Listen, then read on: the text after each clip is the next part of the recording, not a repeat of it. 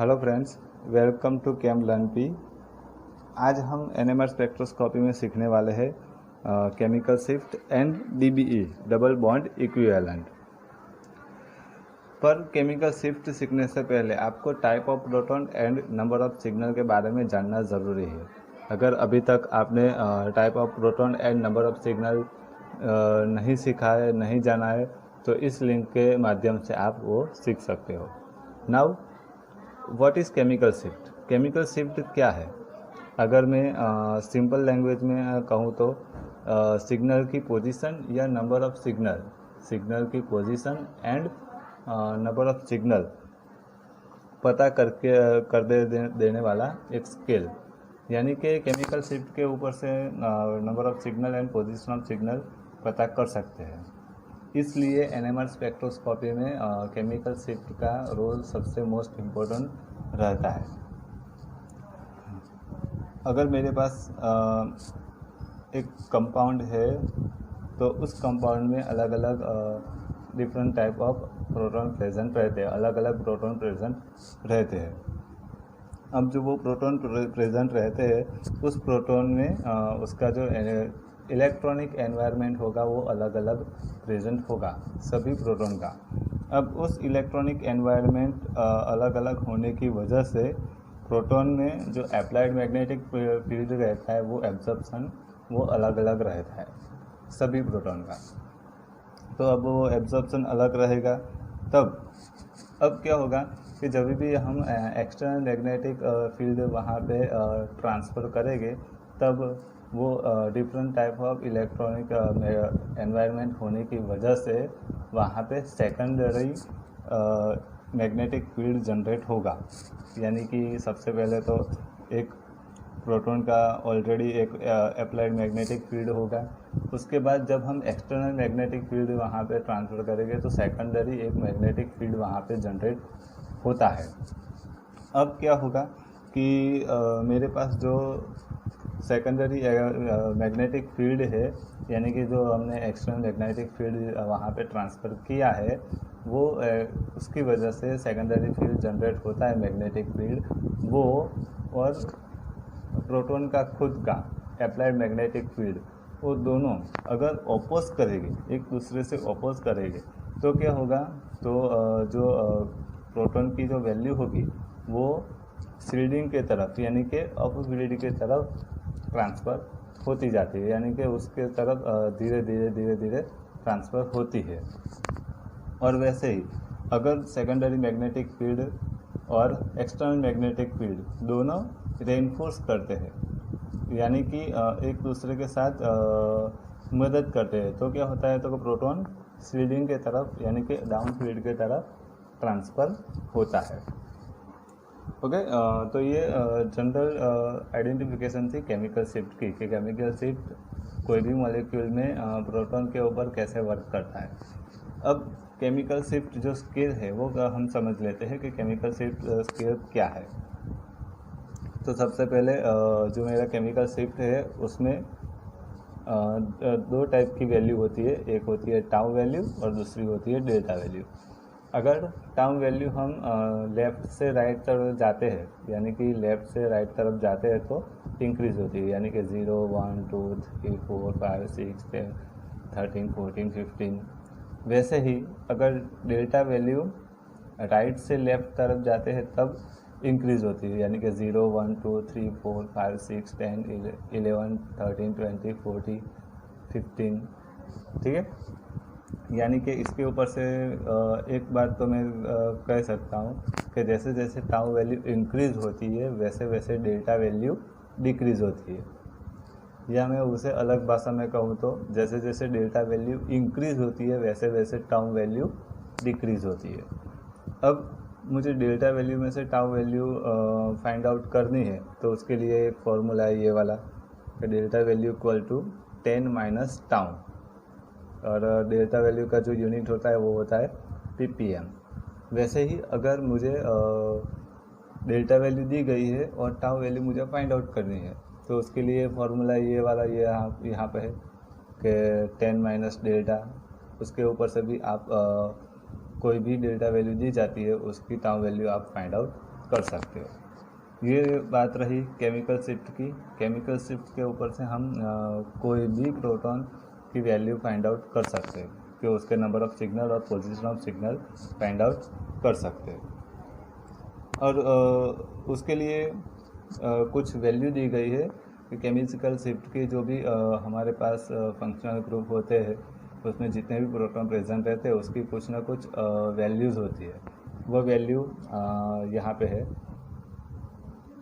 वो वैल्यू यहाँ पे दी गई है।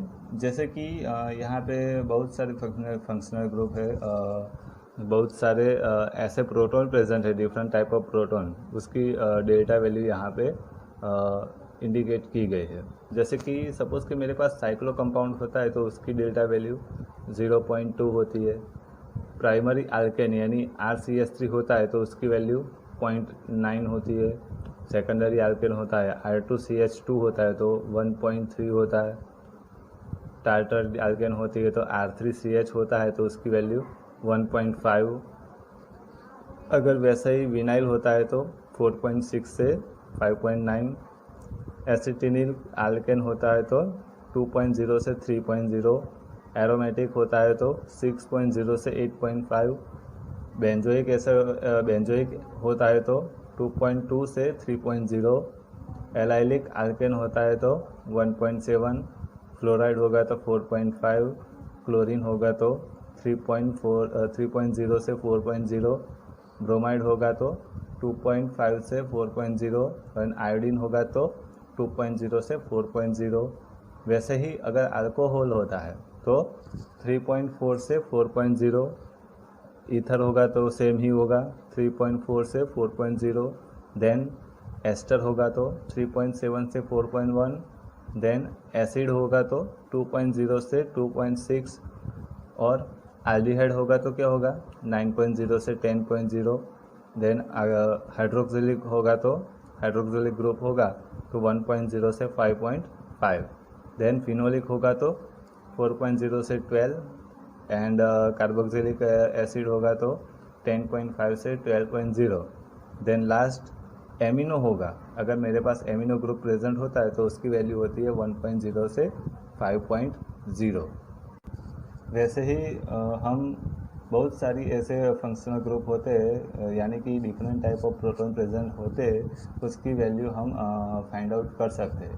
ये कुछ ही फंक्शनल ग्रुप की वैल्यूज़ है जो आप देख रहे हो, उसके ऊपर से आप type of proton and structure of molecule का आप फाइंड आउट कर सकते हो। अब हम आगे देखने वाले हैं डबल बॉन्ड इक्विवेलेंट यानी कि DBE। DBE एक NMR स्पेक्ट्रोस्कोपी में मॉलिक्यूलर स्ट्रक्चर फाइंड आउट करने में सबसे मोस्ट इम्पोर्टेंट पार्ट रहता है। वो हेल्प करता है अपने को जो भी स्ट्रक्चर होता है वो फाइंड आउट करने में, एक्चुअल स्ट्रक्चर फाइंड आउट करने में। तो DBE कैसे वर्क करता है NMR स्पेक्ट्रोस्कोपी में, तो इसके लिए एक हमारे पास फॉर्मूला है DB equal to 2A plus 2 minus B minus D divide by 2। Then A क्या है, B क्या है, D क्या है, तो इसके ऊपर से यहाँ पे बाइफर्केशन दिया गया है। यानी कि A इक्वल टू क्या हो सकता है, तो कार्बन और सिलिकॉन, यानी कि टेट्रावैलेंट मॉलिक्यूल होते हैं वो सभी के नंबर्स, यानी कि नंबर ऑफ कार्बन और नंबर ऑफ सिलिकॉन, या दूसरी लैंग्वेज में मैं कहूँ तो जितने भी टेट्रावैलेंट मॉलिक्यूल है उसके number, total number of tetravalent molecule. वैसे ही B क्या हो सकता है, तो नंबर ऑफ HCl-Br(I), या ऐसा कहूँ कि नंबर ऑफ मोनोवैलेंट मॉलिक्यूल, यानी कि सिंगल वैलेंट यानी सिंगल बॉन्ड बना सकते हैं वो सभी मॉलिक्यूल्स की संख्या। वैसे ही C यानी number of O and S, oxygen and sulphur, यानी कि number of divalent molecules present हो गए तो उसकी वैल्यू, उसके संख्या। एंड लास्ट D यानी number of nitrogen and number of proton, दोनों में से कोई भी एक, यानी कि दूसरी लैंग्वेज में कहूँ तो नंबर ऑफ ट्राईवैलेंट मॉलिक्यूल। इसके ऊपर से हमें यहाँ पे नंबर ऑफ जितने भी नंबर्स होंगे, जितनी भी संख्या होगी वो हमें यहाँ पे इस फॉर्मूले में रखना है। अब वो कैसे रखेंगे, तो उसके लिए जस्ट एग्जांपल मैं आपको बताऊं कि सपोज़ कि मेरे पास एक फार्मूला है C3H7N। ओके, ये मेरे पास एक फार्मूला है और दूसरा फार्मूला मेरे पास है C3H5O। एक फार्मूला है। अब देखो कि यहाँ पे सपोज़ कि C3H7N है मेरे पास, तो यहाँ पे आप देख लो कि 2A + 2 - B - D / 2। अब यहाँ पे ए में क्या होगा, कार्बन और सिलिकॉन यानी कि टेट्रावेलेंट। कार्बन हमारे इस मॉलिक्यूल फार्मूला में है, यानी कार्बन कितने हैं यहाँ पे 3, यानी कि मैं यहाँ कह सकता हूँ कि यहाँ पर से A = 3 ले सकेंगे। उसके बाद B क्या होगा, तो नंबर ऑफ HCl-Bri यानी कि मोनोवेलेंट। तो नंबर ऑफ HCl-Bri उसमें से कुछ है, तो कि यहाँ पे H है, तो नंबर ऑफ 7 है H, तो B = क्या होगा 7। देन C क्या होगा, O and S divalent molecule. अब यहाँ पे O तो है नहीं, तो C तो हम लेंगे ही नहीं। अब D number of N and P nitrogen and phosphorus trivalent है, यहाँ पे नाइट्रोजन है, कितने हैं 1, यानी कि D = 1। अब वही वैल्यू सब यहाँ पे रखेंगे और जो भी आंसर आएगा वो हमारा DB वैल्यू होगी। अब क्या होगा कि सपोज़ कि यहाँ पे आपको मॉलिक्यूलर फार्मूला में C नहीं दिया गया है, तो अब क्या करोगे आप, तो अगर आपके मॉलिक्यूलर फार्मूला में D नहीं है और C है, यानी कि नाइट्रोजन, ऑक्सीजन और सल्फ़र है, तो आप ऑक्सीजन और सल्फ़र की वैल्यू रखोगे D की जगह पे, यानी कि C रखोगे। और अगर C नहीं और D है तो आप D की वैल्यू रखोगे। जैसे कि जस्ट एग्जांपल यहाँ पे है, देखो कि कार्बन 3 है, यानी A = 3। देन H5 यानी कि B = 5 एंड O क्या कहाँ पे है, C पर है, number of O and S divalent molecule. अब O यानी कि 1 है, यानी कि हम यहाँ पे रखेंगे C = 1 एंड D = 0। D = है ही नहीं, तो हमें कैलकुलेट करना नहीं है। तो अब इस मॉलिक्यूलर फार्मूला में हम क्या करेंगे, A की वैल्यू रखेंगे, B की वैल्यू रखेंगे और D की जगह पे C की वैल्यू रखेंगे, C यानी कि 1। तो इसके ऊपर से हम फाइंड आउट करेंगे D = 5 एंड C = 1 यानी कि 4, और आगे जो भी आएगा उसके ऊपर से आप DB वैल्यू फाइंड आउट करोगे, जो भी आंसर आएगा, ठीक है। तो ऐसे आप DB कैलकुलेट कर सकते हो इस मॉलिक्यूलर फार्मूला के ऊपर से। अब DB वैल्यू तो हमने फाइंड आउट कर ली, अब क्या है, तो कैसे पता चलेगा कि हमारा DB वैल्यू ये है तो मॉलिक्यूलर फार्मूला ये हो सकता है। तो उसके ऊपर से DB वैल्यू के ऊपर से कुछ पॉसिबिलिटीज़ दी गई है जो पहले से फाइंड आउट की गई है। वो पॉसिबिलिटीज़ यहाँ पे है, जैसे कि अगर DB वैल्यू 0 है मेरी, तो कंपाउंड सैचुरेटेड होगा, यानी कि ओपन चेन होगा। अगर DB वैल्यू 1 है तो एक डबल बॉन्ड होगा या एक रिंग होगी, 2 पॉसिबिलिटी है। वैसे ही DB वैल्यू 2 होता है तो 2 डबल बॉन्ड या एक डबल बॉन्ड एंड एक रिंग होगी, या 2 रिंग हो सकती है, या लास्ट पॉसिबिलिटी क्या हो सकती है, 1 ट्रिपल बॉन्ड। यानी कि अगर DB वैल्यू 2 होगी तो मेरे पास 4 पॉसिबिलिटी हो सकती है, इसमें से कोई भी हो सकता है। वैसे ही DB वैल्यू 3 होगी तो 3 double bond, 2 double bond and 1 ring, या 1 double bond and 1 triple bond, ये हो सकता है। वैसे ही DB वैल्यू 4 होगी तो बेंजीन होगा, यानी कि बेंजीन रिंग प्रेजेंट होगी, या 4 डबल बॉन्ड प्रेजेंट होगा, और 2 double bond and 1 triple bond हो सकता है। वैसे ही अगर DB वैल्यू 5 आती है तो बेंजीन रिंग प्रेजेंट हो सकती है एंड साइड में चेन प्रेजेंट हो सकती है, यानी कि सीधी चेन हो सकती है।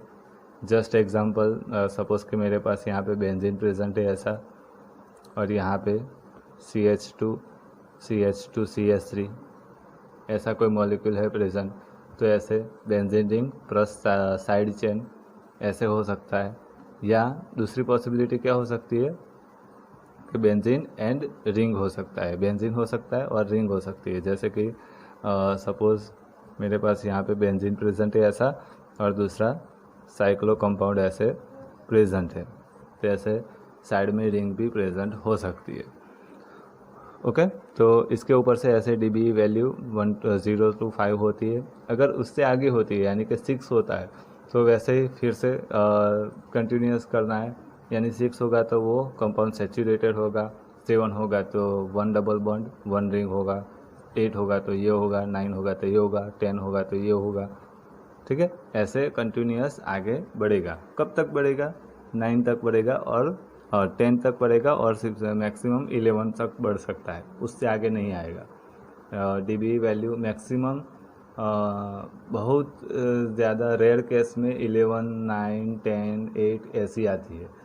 ठीक है, जनरली हम लोग जब भी डीबी वैल्यू कैलकुलेट करते हैं तो 6 या 5 में तो आ ही जाता है, मैक्सिमम 7 में तो आ ही जाता है। तो ये डीबी वैल्यू होती है। इसके ऊपर से आप कोई भी मॉलिक्यूलर स्ट्रक्चर को फाइंड आउट कर सकते हो। डीबी वैल्यू मॉलिक्यूलर फार्मूला में कैसे फाइंड आउट करेंगे, कैसे यूज़ करेंगे, हम वो नेक्स्ट लेक्चर में देखेंगे। अगर आपको ये वीडियो पसंद आया हो तो लाइक करो और शेयर करो। एंड अगर इस लेक्चर में या प्रीवियस लेक्चर में कहीं भी आपको कुछ भी समझ में ना आया हो या डाउट हो तो कमेंट करके बताओ, ताकि नेक्स्ट लेक्चर में उस प्रॉब्लम का सॉल्यूशन हो जाए। एंड अगर अभी तक आप इस चैनल पे नए हो तो चैनल को सब्सक्राइब करो, या ताकि जैसे ही नया वीडियो आए तो आपको नोटिफिकेशन मिले और आपको पता चले। Thank you.